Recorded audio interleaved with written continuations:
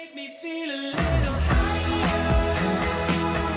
Things you do, they make me smile.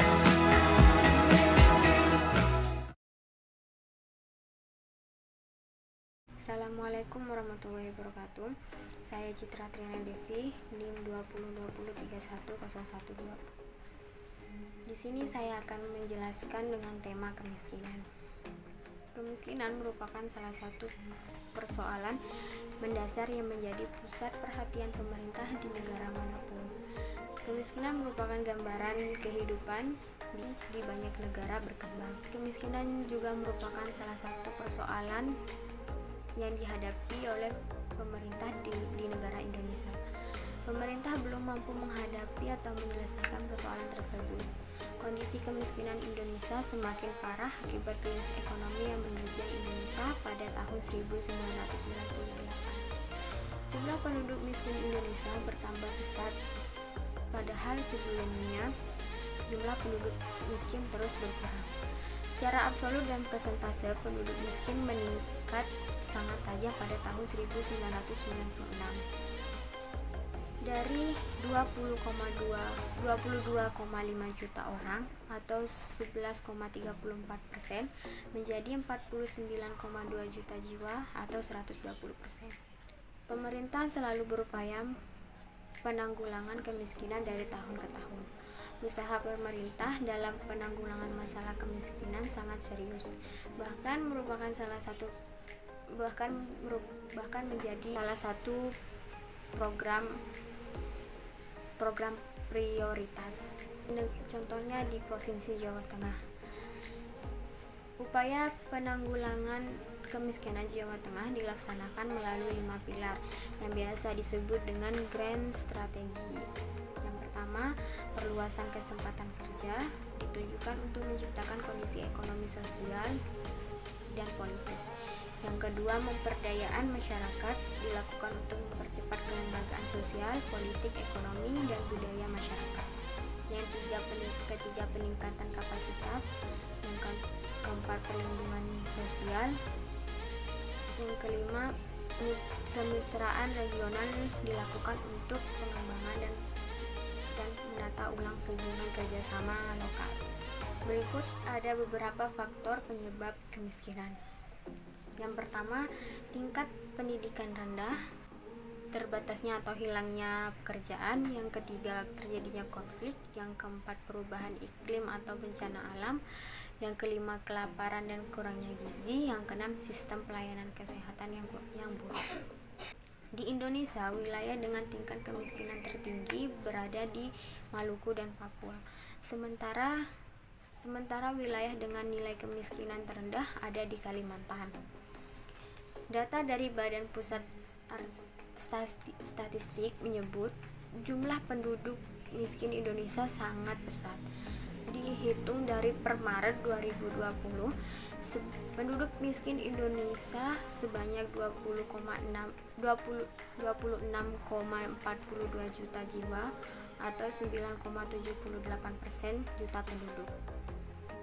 Tahun 2020, penyebab terjadinya kenaikan kemiskinan dipengaruhi oleh pandemi COVID-19 yang memukul mundur perekonomian Indonesia sebanyak 12,15 juta penduduk. Gara-gara COVID-19,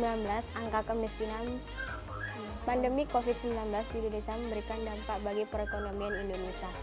Badan Pusat Statistik mencatat terjadi kenaikan angka kemiskinan. Persentase penduduk miskin pada Maret 2020 sebesar 9,78%. Posisi ini meningkat 0,56%. Jumlah penduduk miskin pada Maret 2020 sebesar 26,42 juta orang. BPS juga melakukan survei terhadap pendapatan masyarakat. Dari hasil survei BPS, 7 dari 10 orang Indonesia mengalami perubahan pendapat. Untuk daerah perkotaan terjadi peningkatan. Pada September 2019 menjadi 11,16 juta orang. Di daerah pedesaan jumlah naik sebanyak 33.900. September 2019 menjadi 15,26 juta. Dengan demikian, besar garis kemiskinan per rumah tangga makin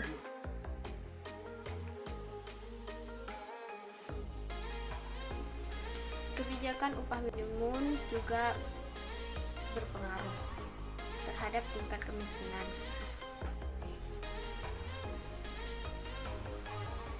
Upah minim adalah upah bulanan yang terdiri dari upah pokok termasuk tunjangan tetap. Kebijakan upah minimum merupakan salah satu strategi pemerintah untuk menanggulangi kemiskinan.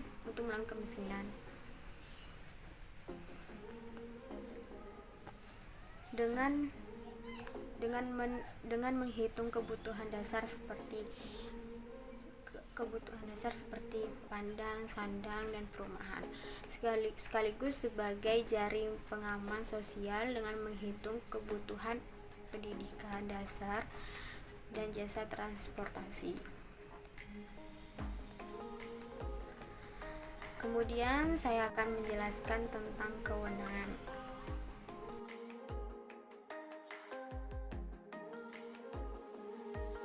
Berikut ada beberapa pengertian tentang kewenangan. Pengertian kewenangan menurut Kamus Besar Bahasa Indonesia atau KBBI. Kewenangan adalah kekuasaan membuat keputusan pemerintah dan melimpahkan tanggung jawab kepada orang lain.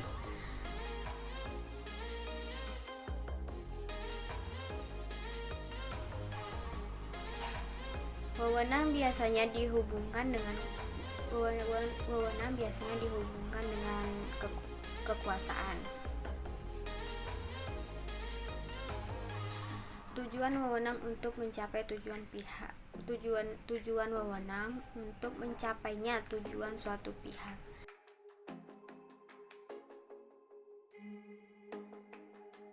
Pengertian wewenang timbul pada waktu masyarakat mulai mengatur pembagian kekuasaan dan menentukan penggunaannya. Namun sepertinya tidak ada satu masyarakat pun yang berhasil dengan sadar mengatur setiap macam kewenangan yang ada dalam masyarakat. Itu menjadi wewenang. Kecuali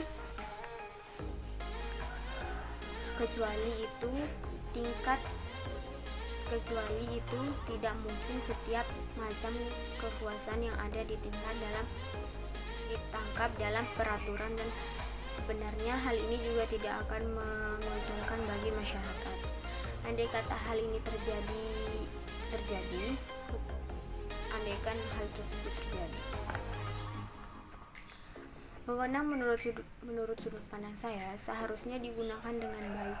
Masih banyak orang yang semena-mena dengan kewenangannya, tidak digunakan dengan semestinya.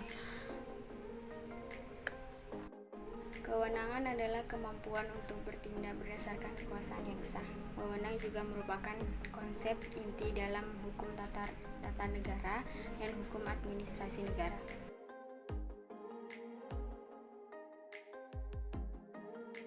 Sebab di dalam wewenang tersebut mengandung hak dan kewajiban. Bahkan di dalam hukum tata negara, wewenang dideskripsikan sebagai kekuasaan hukum. Wewenang sekaligus hak dan kewajiban. Wewenang pada dasarnya merupakan bentuk lain dari kekuasaan yang sering kali digunakan dalam sebuah organisasi. Adanya wewenang hanya dapat menjadi efektif apabila didukung dengan kekuasaan yang nyata. Akan tetapi seringkali terjadi bahwa letaknya wewenang yang diakui oleh masyarakat dan letaknya kekuasaan yang nyata tidak di satu tempat atau di satu tangan.